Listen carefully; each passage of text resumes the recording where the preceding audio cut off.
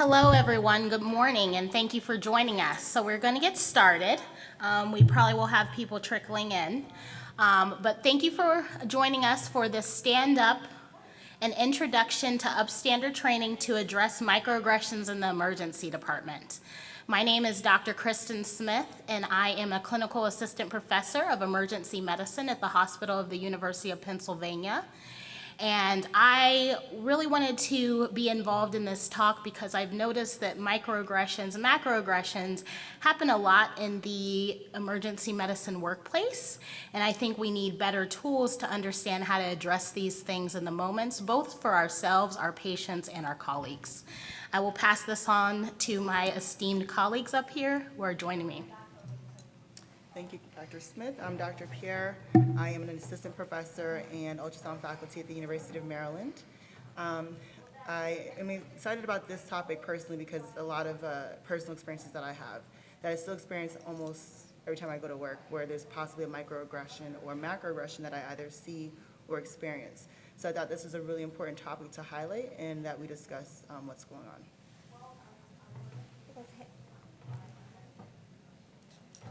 Hey guys, I'm Sreeja Natesan. I'm one of the APDs at Duke University and co-chair of our Justice, Equity, Diversity, Inclusion, JEDI committee as well. And I've been interested in this as well too, because I think if you ask people if they know about microaggression, you'll be surprised how many people don't realize this word still, even though it's very apparent in our culture as well. So we can really be upstanders for our residents, for our learners, for our staff as well by learning the language. And it's hard to do that unless you practice. So thank you for coming and being able to practice with us.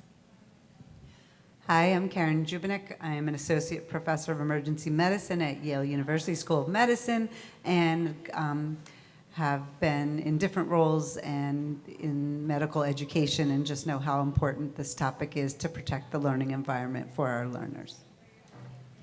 Hello everybody, I'm Cortlyn. I am faculty at Carolinas, and in addition to just being really passionate about JEDI topics, I'm really interested in this one because I've committed many a micro and macroaggression and I did not know how to respond whenever I was doing them. And so looked into this, and that's actually how I got my first exposure. Hello, I'm Jessica Bod. I am the clerkship director at Yale, and so I'm also very interested in the learning environment and making sure the environment is safe for all of our learners and our colleagues.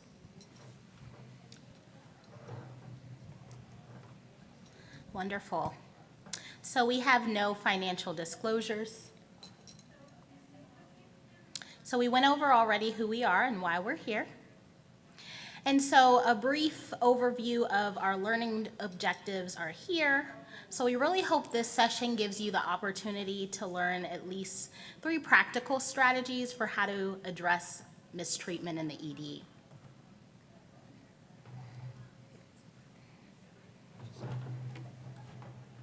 We're going to be playing musical chairs as we go along too as well, which will be fun. But this is kind of just the lay of the land of what to expect. So we definitely will start with some foundational knowledge of just sharing, what the difference between microaggression and mistreatment is and the impact of that in the learning environment, which I think we can all kind of relate that we kind of know this, but it's good to have a shared vision for that. And then also the barriers to the Upstander work that we're asking and inviting you into the space to do. And then there's so many different toolkits. You probably have been to other talks as well. There's so many different toolkits out there. Like today we'll talk about the 5Ds and the RACE model, but there's also the LIFT method and other methods as well that are out there. And the reason that there's so many different methods is that one will not work there's not a perfect solution for all cases. And so we want you to have a toolkit to really be able to approach this. And then we'll practice together, so just so you can mentally prepare for that. We'll do that in a safe, psychologically safe space. And then we'll do a summary as well and take some questions.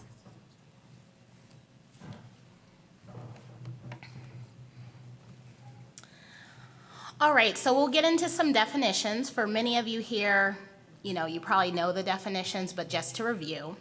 So what is a macroaggression? It's usually direct, and it's usually intentional, and it's use of language or phrases that uphold racist, bigoted, or derogatory ideology.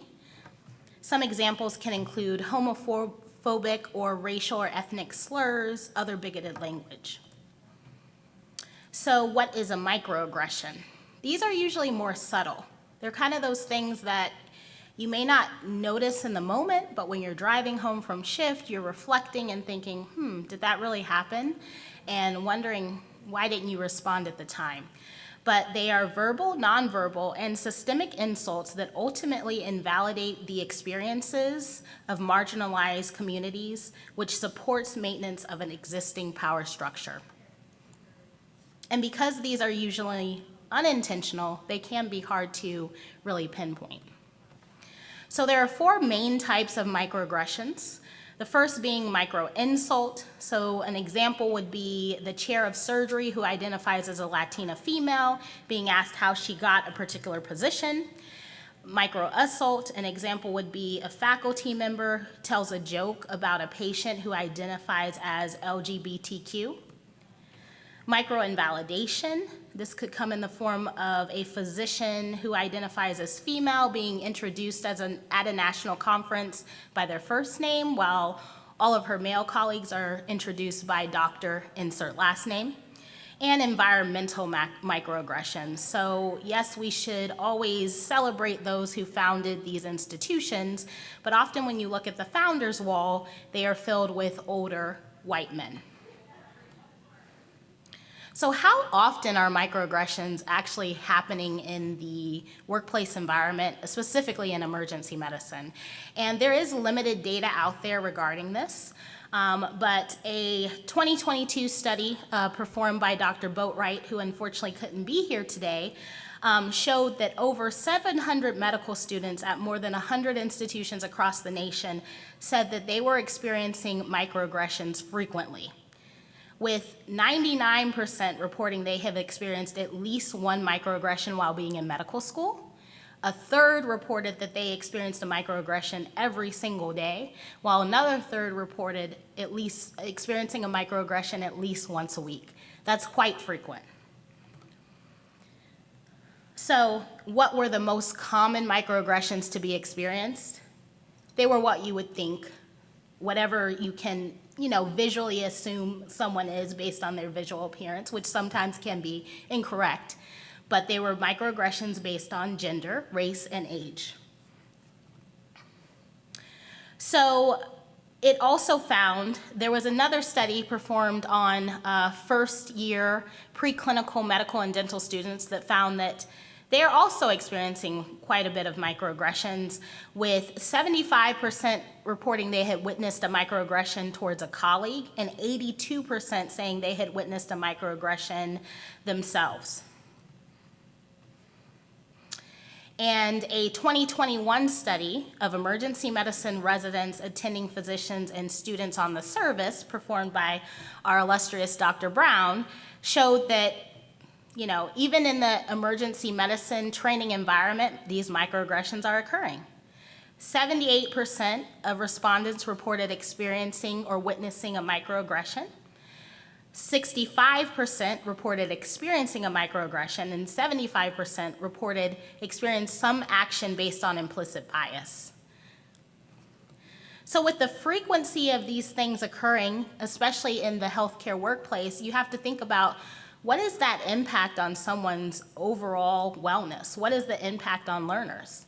There are limited studies, but there have been studies that show that experiencing microaggressions impact rates of burnout, decreased work satisfaction, also healthcare attrition rates. I know you've all seen all the studies that there are going to be less physicians by 2030. How is this contributing to that attrition rate? Also, it leads to anxiety, depression, increased feelings of imposter phenomenon, and even has a result on physical health, linking to hypertension and cognitive stress. So another study of fourth-year medical students showed that microaggressions can have an impact on how they rank programs when going through the residency interview process. So a study of students who went through the 2021 match found that if students experienced microaggressions at less programs, they were more likely to report that they would rank those programs lower than other programs. Whereas students who experienced microaggressions at the majority of programs that they interviewed at said that this had no impact on ranking. This shows a desensitization effect where maybe students are feeling like, hey, if these microaggressions are going to occur at every single residency program, well then maybe I won't be able to find a program who will be inclusive towards me, and it is what it is. But you have to think about this, especially in light of the new match statistics for emergency medicine. And lastly, this study was not performed on the healthcare workforce, but a study of college students found that perceived racism in academic settings was associated with a higher diastolic blood pressure at all times. And this was a young college student population, right? Think about how this may be prevalent in older populations, our healthcare workforce, and how does that impact their overall rates of hypertension and possibly even linked to cardiovascular disease and strokes. So we have to be thinking about these things, and microaggressions are really important, and learning how to deal with them in the moment is also important.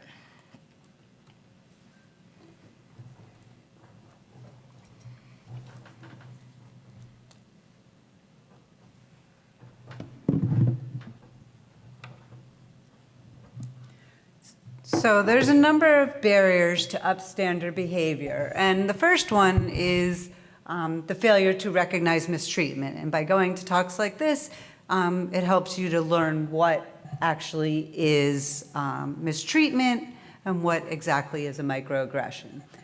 So knowledge gaps in terms of problematic compliments, questioning people's credentials, other microaggressions that go on. And also personal desensitization. As a factor of experiencing a lot of microaggressions, many people just put on a suit of armor and are not sensitive anymore to things that are really detrimental to their own experience as professionals and to those around them.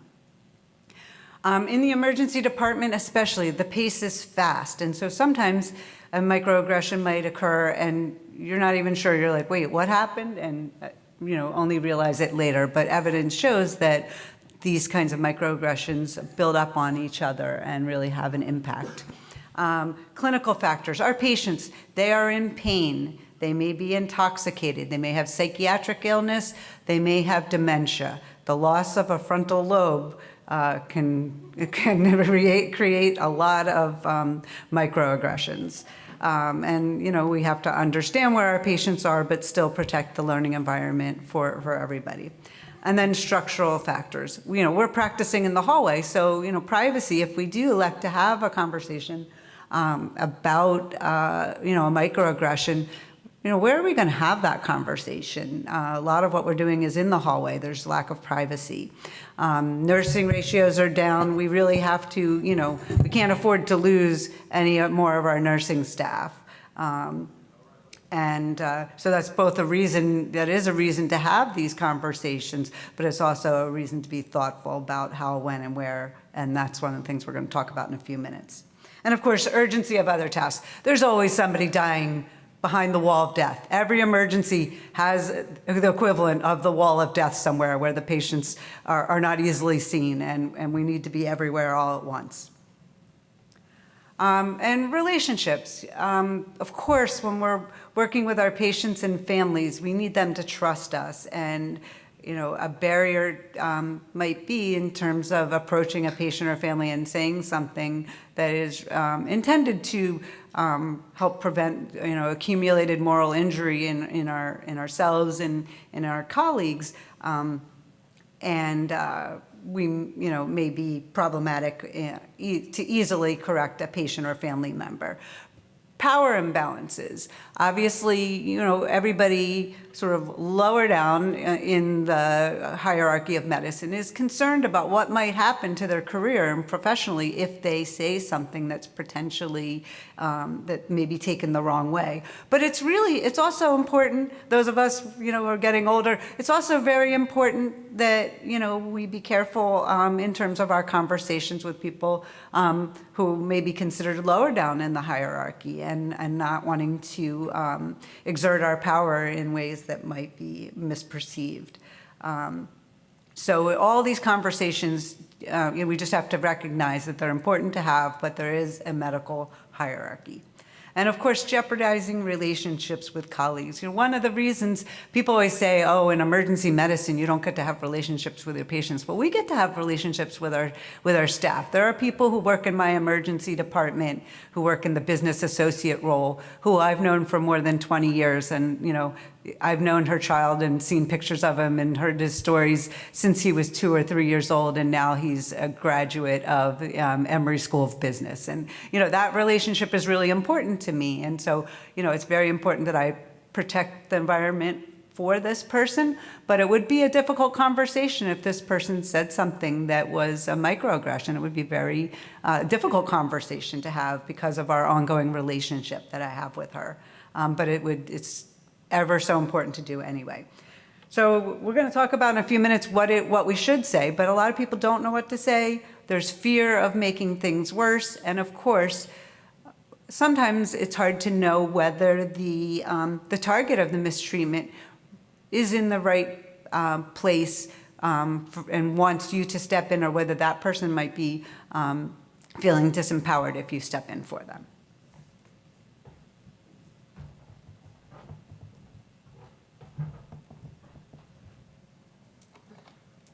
Okay, can everybody hear me? Perfect. So we are in emergency medicine. We've kind of laid out some of the problem, but we're in EM, or we're interested in EM. So what's the solution? That's what we want to do. We want to fix things right away. So I'm going to give you some tangible tools on how you can actually serve as an upstander. I'll go through 2, and then Dr. Bob will go through a few others. So the first one that I'm going to give here is the life model.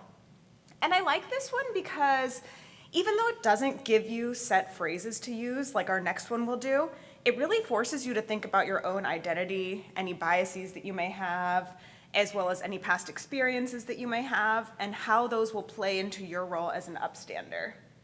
So the first L is just for leading. That's just to remind you that you are a leader in this situation, no matter where you are in the pseudo-medical hierarchy. But I is really where it comes into play. So I is identity. So what identity characteristics do you have? So I'm going to go around the room just quickly, if everybody can say an identity characteristic that they have that's important to them. So for me, I'm biracial, but I'm also junior faculty. And so that's going to play into how I serve as an upstander. Anybody else want to shout out?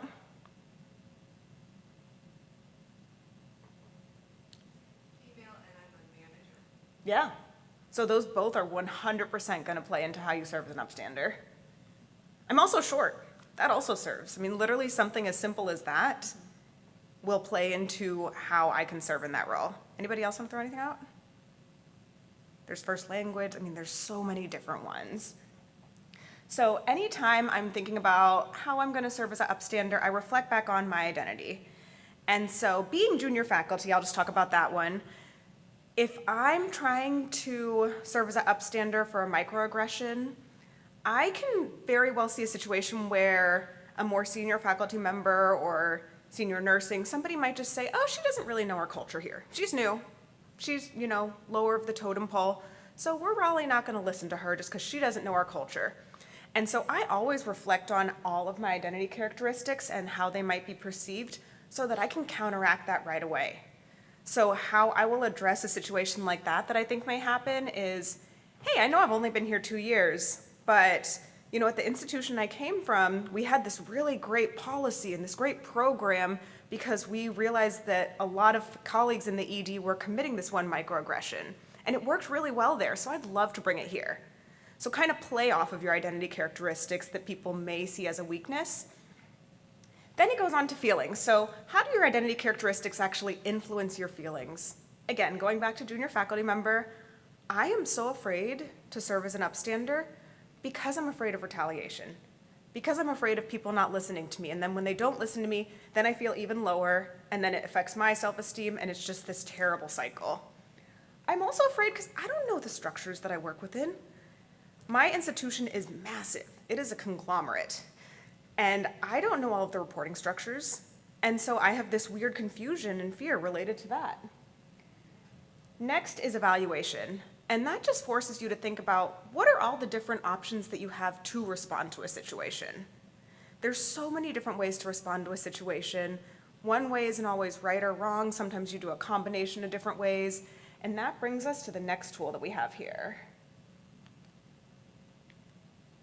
If I know how to use this. Okay, there we go. Okay. So this tool, the 5Ds, will actually give you a few phrases to use. And one thing that I think is important with this is you don't necessarily have to do all of them. Sometimes you'll just choose one that you think is appropriate. Sometimes you'll choose one and then you'll be like, oh, this is not working. I'm gonna retreat and try another. I've done that so many times. Sometimes you do one and you're like, wow, this person's really like, they're really with me. I'm really making a change. So I'm gonna take it even further and do another one. So there's a lot of flexibility here. So the first one is direct. And this is basically just responding directly in the moment. And one way to do this, but you do have to be a little bit tricky, is naming the behavior. So if I hear somebody say, so for example, I have all of the women at our institution have badge buddies that say doctor, and so I introduced myself to one of my patients. I said, hey, I'm Dr. Brown. And they literally said, like, wow, I've never seen a nurse with the last name doctor. And so I was like, wow, okay. And I took a step back, and I'm kind of a confrontational person, so I couldn't just keep taking a step back. I then stepped in and I was, said something like, I think that comment was a little bit sexist. And I felt uncomfortable saying that because you never like saying the words like sexist, racist, homophobic. You don't like saying that. It's really triggering. But in the end, that's what it was. And so sometimes you do have to name the behavior, but whenever you're doing this, it's important to make sure that you're addressing the behavior and not the person, and that you're addressing exactly what was said. So I would never say, hey, you're sexist. I would say, hey, that comment came off as sexist. And then it's important whenever you do that just to kind of move on. So you drop that and then you move on. Another way to address things directly is through the action mnemonic. So A is just for ask for clarifying intentions. And a lot of these you'll notice that you'll use I phrases. So you can say, hey, I heard you say this. I'm not sure what you meant by that. Can you elaborate? C is for just a reminder to come from curiosity and not judgment. We really never know what's going on in somebody's life. We don't know what happened that day to them. We don't know if their family members are okay. We don't know why they're in the ED a lot of times. We don't know what their background is. We don't know where they are in their journey of becoming an upstander. And so while it's really easy to kind of jump on and get defensive, it's important just to remember to take a step back and come from curiosity. T is for telling what you wish in a factual manner. So this is just saying exactly what happened, not adding anything. Then we go into I for impact exploration. So a phrase you can use here is, I heard you say this. What do you think others around you might think of that? Or how do you think that relates to our core values as an institution? O is for owning your own thoughts and feelings. So this is, again, going back to those I statements. So I heard you say this. It made me feel this way. And then N is next steps, and this is my favorite. So this is where you will talk to the individuals and give them tangible next steps. So it's not saying, hey, patient Bob, I know that you called me, nurse doctor. I think that comment was sexist. I want you to do better. It's saying, and again, this is if the situation is appropriate, saying something like, hey, why do you think that? Well, actually, there's a lot of female doctors, and there's this great New York Times article about it. Here's the title of it. I'll even pull it up on my phone so that you can see it. I'd love it if you went and read it and then just reflected back, and maybe if you had a friend that you can talk about it with talk about it with them after you read it. So I like to give a set action, a timeline, and then kind of a follow-up with that. So D is distract. So I actually did this in the emergency department a few weeks ago without even realizing it. So we had a patient who was getting very agitated, and then a security guard that was not helping the situation. And this is always awkward because, again, going back to the life model, my identity as a junior faculty, as well as just faculty member, provider, physician, I am that patient's physician, but I'm also that security guard's colleague. And so it's a very, very weird dynamic. And so the security guard was kind of stepping in, like pumping their chest out. And the patient was really redirectable before that. And so I didn't know what to do. And so I just was like, hey, patient, what's your address so we can get you an Uber? Completely unrelated to the situation. Had nothing to do with the situation. I don't even know if the patient was getting discharged. No idea. But turns out they were, so it was fine. And we got them an Uber, and it just kind of takes everybody's mind away from what's going on. So it can be something as simple as, hey, I like your purse.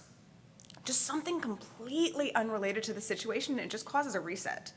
And this is really helpful for people who may be a little more hesitant to respond in more of a direct way, because you kind of are an upstander. I mean, you definitely are an upstander, but it's not as in your face, and it kind of just makes the situation move along more smoothly. So next is delay, and this is just a reminder that you don't always have to respond right in that moment. It might not be appropriate. You might be in a trauma, you might be dealing with a difficult situation, and so you can always take a step back and then go and ask the victim of the microaggression after how they're feeling. Document's another tricky one. So I'll give another example here. So I was witnessing one of my medical students, and this is a microaggression that I commit all the time. I say my medical students. I'm like, they're not my medical students. But so we all have to catch ourselves. But I was witnessing a medical student, and one of the attendings kept calling them by the wrong name, just completely messing up their name. And it turns out that this attending had been doing it for many, many other students. And so as it was happening, I literally wrote down exactly what I heard. I wrote times, I wrote dates, I wrote names, and then I handed it to that student. Because you always want to empower the victim. You never want to do anything without their consent. You also have to be aware that you're taking into account HIPAA, that there's no patient privacy. And then that student kind of sat with that paper for a few months, and then they turned it in to their clerkship director. And it turns out that this had been going on for so long, but nobody actually provided any documentation. And so once this documentation was provided to the clerkship director, they had to act, and change was actually made. But I allowed that student to decide how they wanted to address the situation. I just tried to give them a tool. And then the last is delegate, and that's just, who else can you enlist to help? So as junior faculty, I don't know all of the right tools that we have to respond. I don't know all of the structures. So sometimes I may go to one of my more senior colleagues and say, hey, do you know how I would report this? Or, hey, you're really close friends with Sally. Can you go and chat with them after? Like, I think they had a really tough shift and they may just want to talk with somebody. So next we're going to go over the ERASE framework.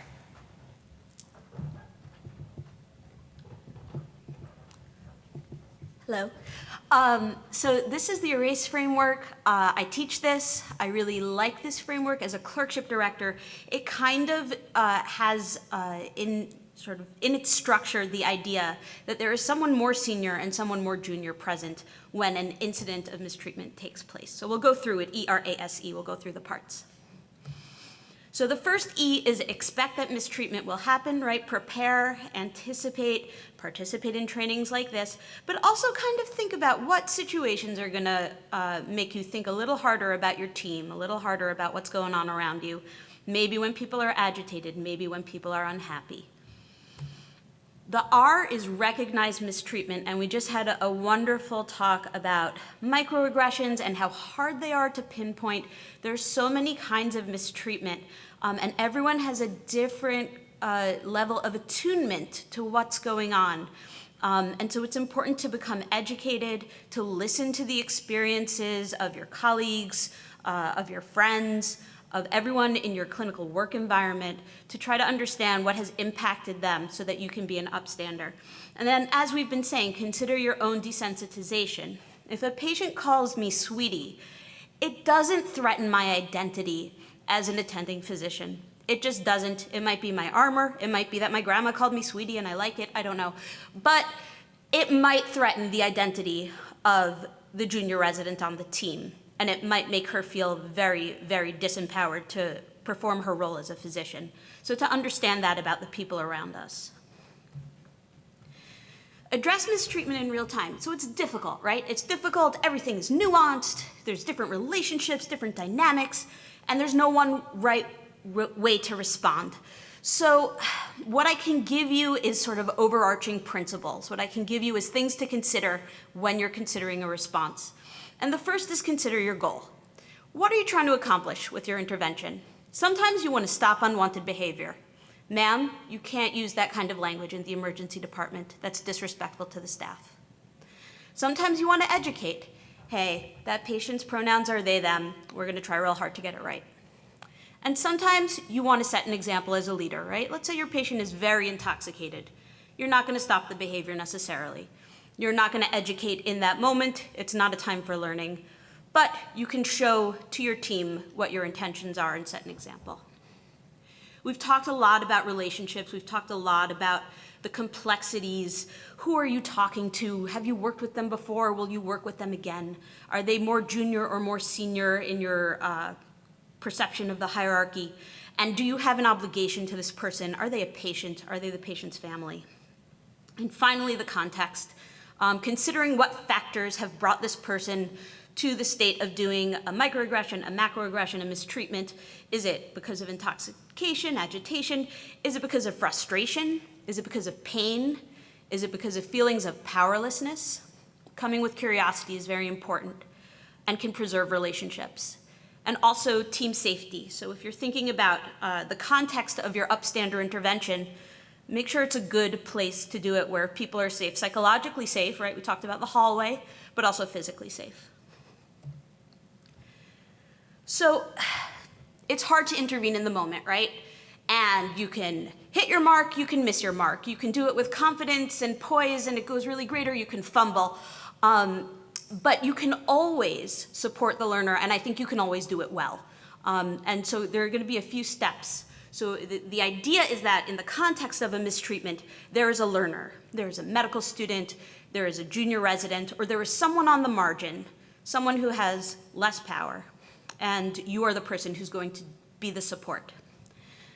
Learners will have different reactions and will need different levels of support. And the first step you can always take is acknowledge the incident with a simple check-in. Involving the trainee in decision-making, as Dr. Brown mentioned, can be extremely important and extremely empowering for that person. And encouraging trainees to share experiences of mistreatment, right? So to embody the idea of, this is where we talk about this. This is okay to talk about. It's okay that this affects you, not get a thicker skin. So here's some of the language that I like to use. That was a difficult encounter. How are you feeling about that?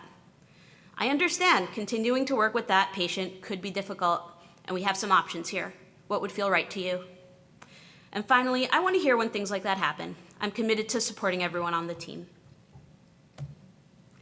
The final E is encourage a positive culture, so taking these ideas back to your institution, doing faculty and resident development, empowering those around you. Implicit bias education, microaggressions education, helping people to recognize the mistreatment, and identifying people across the educational and institutional continuum. I'm a clerkship director, but there are wonderful APDs, PDs, and people in administration who can also help encourage a positive culture. And finally, sharing values at other training sites. And now we're going to move into our interactive activity.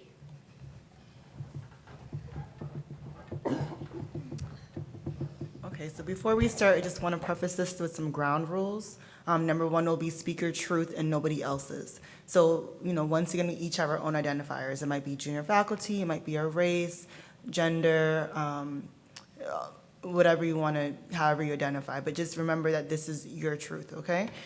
Stories stay, lessons leave. So basically what we talk about here is a safe space. It should stay in the room unless you feel comfortable to discuss it, outside. Come from curiosity.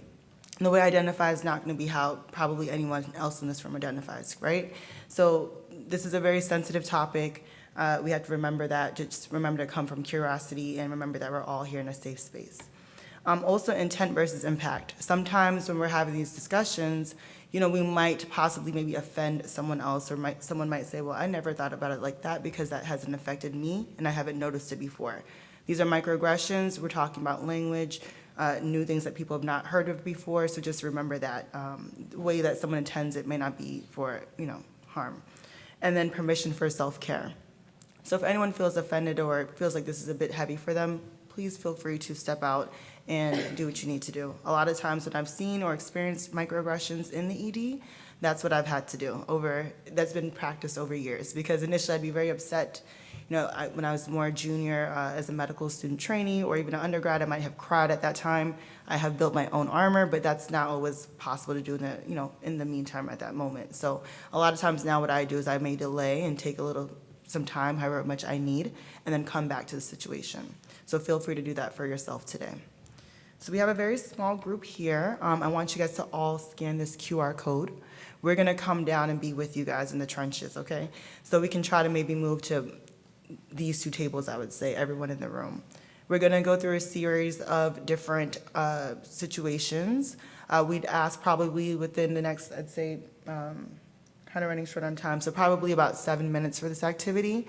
What we'll do is we'll just maybe choose 2 or 3 at each table and just go through them. And these can be things that you might have maybe seen happen and you didn't realize that was happening, or you might have experienced yourself, okay? So we're gonna take about 7 minutes to do that, and we're gonna come down, if we could just have everyone to either this table or this table. We're gonna go through these activities with you, okay?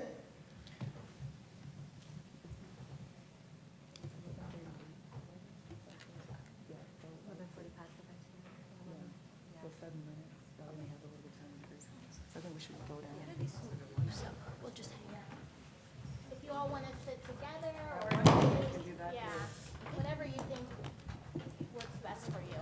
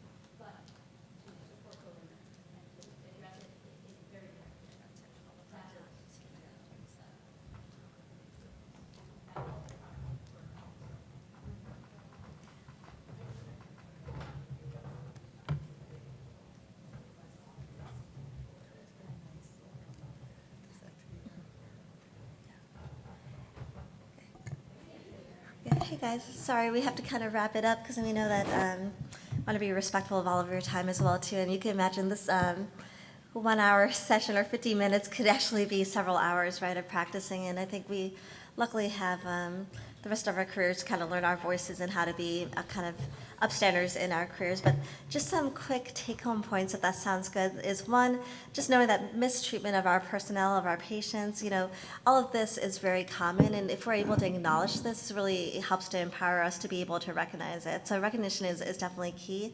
The second is just knowing that this really impacts our learning environment for our patients, for our staff, for ourselves as well. And it could lead to burnout and moral injury and all of these things. So being thoughtful that this does occur in our learning environment. And then we talked to you many strategies, and just know that one strategy does not fit all of them. So having a toolbox of this can really help you feel empowered to be that upstander. And the interventions will really depend on, your personality, the way that you communicate, your team itself, and also the offense that actually is happening as well. So just be thoughtful of taking all of that into account. So if you're saying, like, I'm going to be direct for every single one, I'll tell you that's not going to work. Right, but seeking with curiosity, but inviting people into the space to recognize that something's happening, I think that is the shared kind of thread through all of these different mechanisms that we're teaching. And then just really being able to support each other and acknowledge that this is happening. You'll be surprised just the power of someone knowing that they're heard can be really healing for that person in that encounter itself. So just really, sometimes it's not our words but our presence that can really help to reconcile that situation. And then just continue to develop a positive culture, and we definitely encourage all of you guys are upstanders, right? We all need to be upstanders for our patients and for our community itself. So what you learned here, you definitely spread the word and share it with your team. Name it in the clinical environment. Wow, that was a microaggression. Or, I didn't know that this was a microaggression until it looks like this, right? And that's how I educate my staff or my colleagues or myself as this happens to be like, I didn't know this, but this is how it conveys. This is the impact of that. That really has a great way to transform the environment that we're working in to really make our environment inclusive and equitable for our patients, but also for each other. So thank you so much.